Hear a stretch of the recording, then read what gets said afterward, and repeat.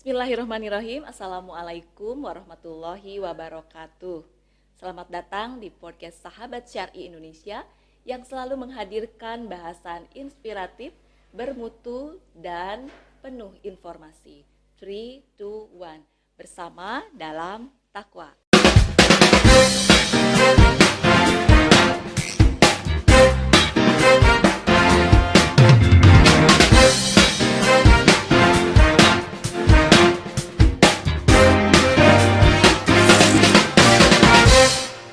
Assalamualaikum Cegan, apa kabar? Waalaikumsalam warahmatullahi wabarakatuh, Teh Yulia. Alhamdulillah sehat. Kali ini ya bahasan kita tentang perempuan yang sehat mental. Seperti apa itu, Ce? Ya, kita kupas kenapa harus bahas perempuan bersehat mental. Kalau kita flashback ya ke dalam kehidupan dunia ini dari masa lalu, bagaimana Adam itu harus dikeluarkan, Nabi Adam alaihi salam harus dikeluarkan karena Siti Hawa. Jadi sebegitu besarnya pengaruh seorang perempuan terhadap sebuah peradaban. Betul. Jadi hari ini saya mengajak berbicara gitu ya Teh ya. Kenapa sih mesti bahas? Karena ternyata perempuan itu luar biasa. Pondasinya dari sebuah perkembangan peradaban, baik itu mulai dari pekerjaan, bisnis, hubungan dengan keluarga dan anak, itu adalah dari perempuan. Nah, perempuan itu cikal bakalnya itu harus punya sesuatu yang dimiliki. Sering dengar kali ya Teh, perempuan itu harus punya prinsip, harus punya hal yang dipegang. Nah, cuman 3 sih Teh. Apa itu? 3B. Satu, saya dibalik ya. Adalah behavior. Ya, jadi seorang perempuan sejati, perempuan yang bisa jadi pondasi dalam kehidupan sehari-hari, yang bisa menjadi penerus, Pak, itu adalah yang memiliki karakter mulia muslimah yang betul-betul berpanduan terhadap Al-Quran. Otomatis dia harus punya kemampuan bagaimana dia mengembangkan diri Teh, bagaimana dia paham tentang aturannya, bagaimana dia berpandangan terhadap kehidupan.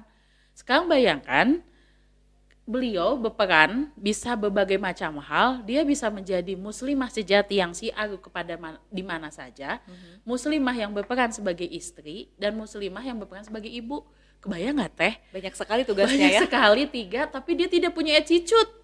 Gitu. Banyak kegagalan laki-laki, banyak kegagalan usaha, atau banyak kegagalan sebuah negara, itu juga karena perempuan gitu. Nah jadi kalau bicara dari sisi psikologis ya Teh ya, saya akan bicara bahwa perempuan yang hebat itu ada perempuan yang punya pikiran positif. Ketika seorang perempuan punya attitude, punya pikiran positif, dia akan berpikir tentang hal-hal apapun positif. Apapun yang dialami dalam kehidupan ini gitu ya Teh, kan ada aja ya masalah mah tiap hari. Selalu ada. Selalu ada. Dia akan tetap akan bilang alhamdulillah ya Allah. Tetap bersyukur ya. Bersyukur karena semua masalah itu Allah kasihkan pada hambanya yang tepat gitu, hambanya yang tepat, dan dia benar-benar dipilih sama Allah. Nah pada saat dia sudah bisa memiliki kemampuan berpikir positif, dia akan mempunyai action, perhatian Produktif juga ya. Iya, kalau berpikirnya positif tuh produktif. Dia akan memberikan perhatian yang positif pada suaminya, berpikir positif pada anaknya. Kebayang nggak Teh, banyak kejadian anak tidak berkembang itu bukan karena anaknya tidak mau berkembang, tapi si ibunya ini karena dia berkata-kata yang kurang positif. Atau dia jangankan kata-kata Teh, kata-kata mah udah dikeluarin ya, ini mah baru niat di hati, atau ketek hati lah kalau kata kata bahasa Jerman mahnya. Jadi kata-kata hatenya tuh gini, kamu Teh anak Teh meni susah diatur. Nah itu. Nauzubillah min dzalik, bunda-bunda, sahabat muslimah dimanapun Anda berada, kita istighfar. Jangan pada sekecil hati apapun mengatakan bahwa anak saya Teh tidak oke gitu. Jadi ternyata impactnya sangat luar biasa. Nah kemudian bagaimana ketika dia punya kemampuan itu, dia mampu mengelola emosinya. Dia ada kekecewaan terhadap hidup, ya namanya perempuan kan suka lebay-lebay ya. Ada suaminya pulang biasa jam 5, pulangnya jam 7. Jadi berpikirnya enggak. Tapi kalau dia mampu mengelola emosinya, dia punya karakter yang bagus, dia akan berpikir, oh suami saya lagi sibuk, suami saya lagi ada kerjaan yang harus diselesaikan. Nah pada saat itu semua sudah terjadi, maka dia akan ekstra sabar Teh. Nah itu ekstra sabar tuh nggak gampang loh Cik. Ya betul, nggak gampang banget. Tidak gampang. Dan harus hati-hati sahabatku, kalau berkata ekstra sabar, orang bilang sabar mah ada duduk we. Padahal sahabatnya nggak duduk, bukan diam, dia berikhtiar sesuai dengan porsinya, gimana dia berikhtiar supaya dia bisa melakukan yang terbaik gitu. Nah kemudian pada saat dia sudah sabar gitu ya, menyerahkan semuanya pada Allah, tawakal teh ya, gitu, tawakal ke Allah, dia teh akan menjadi orang yang happy, bahagia, terus kemudian dia akan selalu mencari solusi yang positif, masalah apa juga bagi dia bisa lah diselesaikan gitu, nggak berpandang hidup tuh ini susah gitu ya, enggak. Nah kemudian yang kedua itu ada poinnya bagaimana dia punya brand. Nah itu. Berpikir. Jadi kalau masalah belajar itu tidak hanya laki-laki saja. Justru perempuan itu belajarnya harus setiap saat, setiap detik, setiap waktu dan di mana aja. Karena perempuan itu banyak hal tantangannya. Dia harus berkiprah sebagai ibu di rumah, dia harus berkiprah sebagai istri bagi suaminya, apalagi kalau ibu itu adalah ibu bekerja, dia pun harus berkiprah bagaimana bekerja.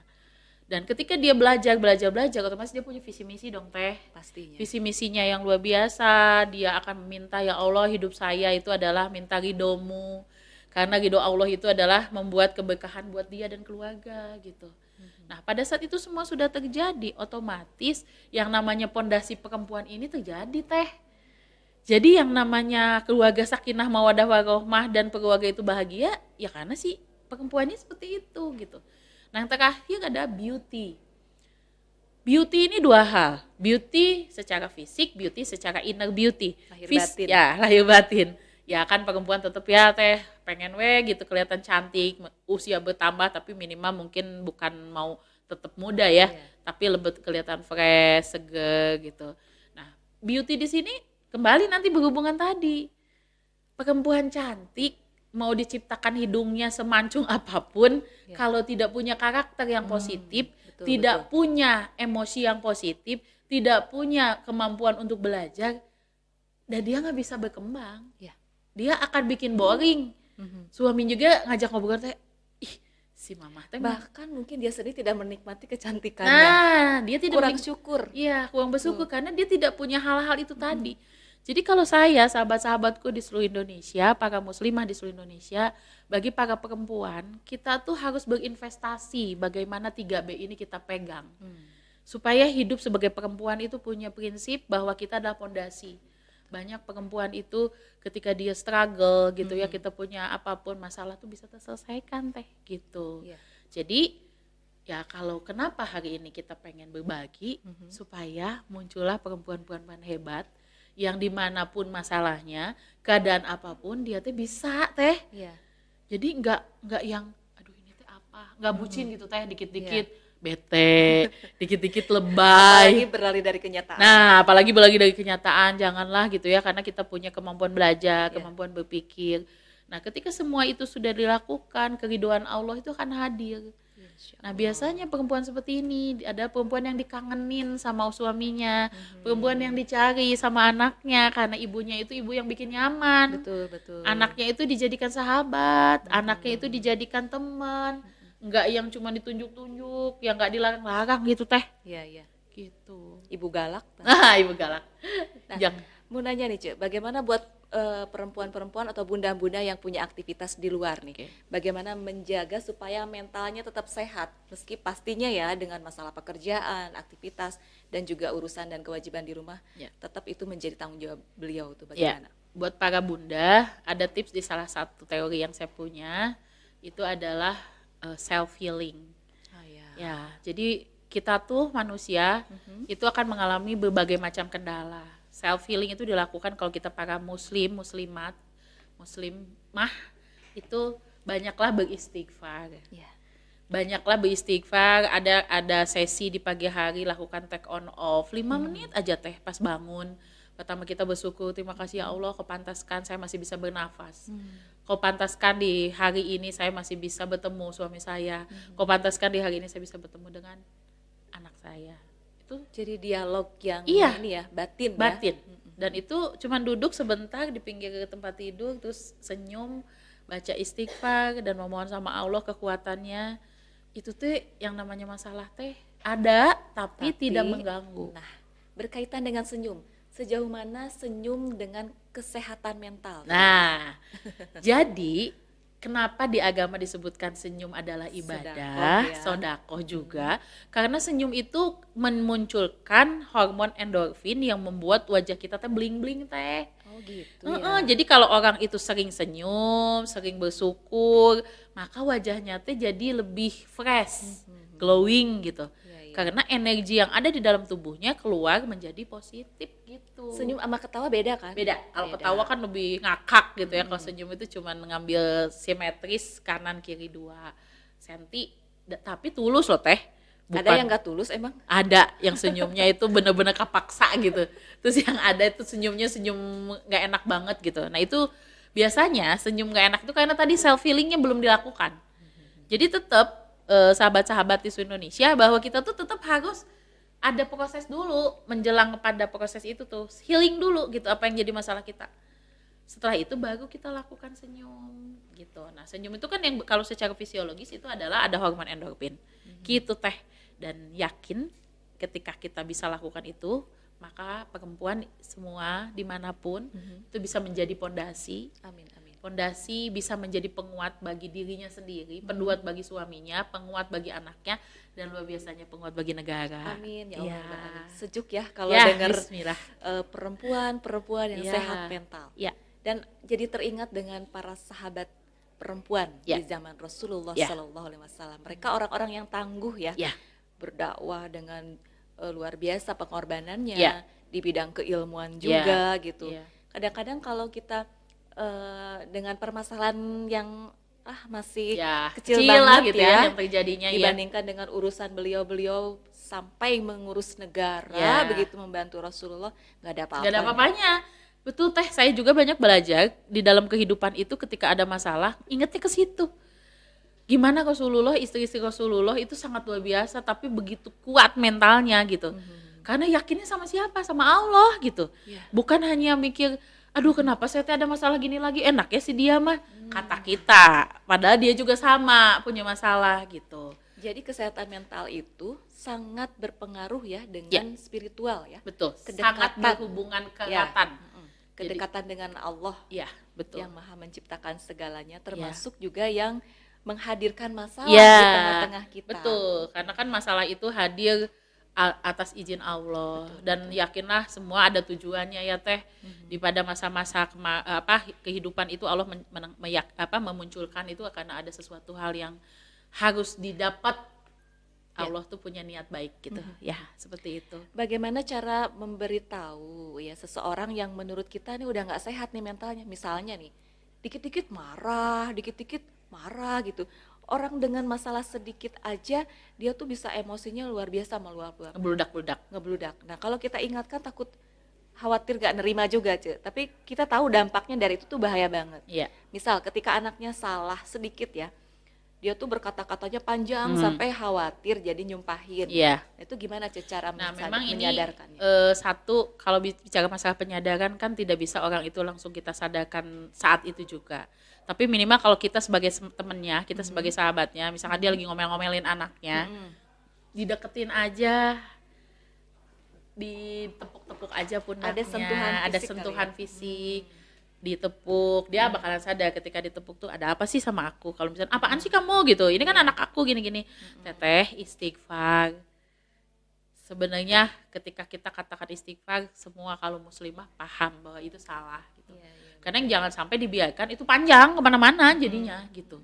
Dan itu efeknya bahaya, menghapus luka kepada anak itu berat.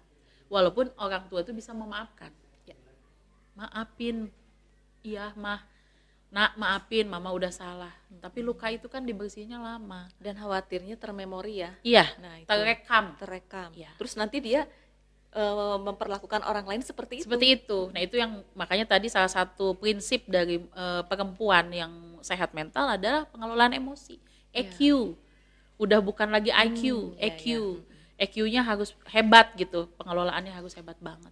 Dan insya Allah kalau itu sudah terjadi ditambah spiritual question dengan bagaimana dia keyakinan sama Allah, bagaimana dia sadar sebagai fitrahnya perempuan muslimah yang harus berkiprah di banyak hal gitu. Ya insya Allah semuanya bisa teratasi dengan baik gitu. Masya Allah, menarik sekali ya bincang-bincang kita di siang hari ini karena beliau adalah pakarnya ya, psikolog, motivator, alhamdulillah dapat amanah dari Allah juga, Masya Allah. Terima kasih. Ya saya mungkin tips aja Teh buat para perempuan semua di Indonesia, berpikirlah positif bahwa kita diciptakan sebagai makhluk yang luar biasa dan lakukanlah semuanya karena niat kita beribadah untuk Allah. Apalagi bagi para perempuan, ibadah terbesar kita adalah pada suami kita.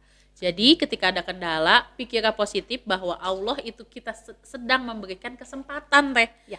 Kesempatan berkarya, kesempatan belajar untuk lebih baik, kesempatan untuk membagi hal positif pada banyak orang. Dan terakhir adalah kesempatan kita bahagia. Nah Itu. hidup kalau nggak bahagia apa sih yang Iya, dicari? jadi bahagiakanlah diri, bahagiakanlah apa yang dialami supaya semuanya bisa baik. Amin, amin. Ya, amin. mudah-mudahan ya Teh dengan kita selalu menanamkan, memantaskan diri. Kalau saya lebih kalimatnya adalah pantaskanlah diri kita. Karena kalau Allah mah pasti udah ngasih amanah Teh. Betul. Tinggal kita mau nggak memantaskan diri. Caranya tadi belajar dari manapun belajarnya. Gitu. Baik, termasuk belajar dari kesalahan. Nah, karena kesalahan itu bisa menjadi pembelajaran yang luar biasa, kegagalan pun bisa menjadi pembelajaran luar biasa, kedepannya menjadi semakin luar biasa. Amin. Dan itulah akan menjadi pondasi bagi siapapun, bagi negara, bagi rumah tangga, bagi anak. Baik, terima Gitu. kasih Cegan sudah hadir di studio kami. Ya. Alhamdulillahirrahmanirrahim, bincang-bincang kita dengan Cegan semoga bermanfaat. Amin. Pastikan Anda terus mengikuti podcast Sahabat Syar Indonesia. Temukan manfaatnya karena berbagi itu indah. Wassalamualaikum warahmatullahi wabarakatuh.